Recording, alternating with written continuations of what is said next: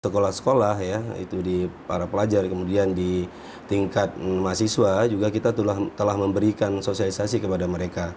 Baik dalam bentuk misalkan kita menghadiri pada saat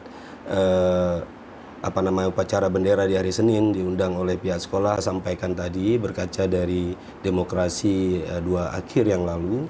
Kemudian kita melihat begitu signifikan dalam penargetan ataupun pencapaian KIP Kota Banda Aceh untuk partisipasi masyarakat ya terhadap pemilih.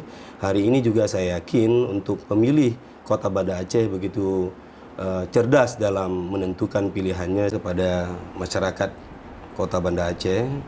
Jadi kami dari KIP Kota Banda Aceh menghimbau kepada warga ataupun masyarakat Kota Banda Aceh yang ada, marilah kita menjadi pemilih yang cerdas untuk melahirkan pemimpin yang berkualitas.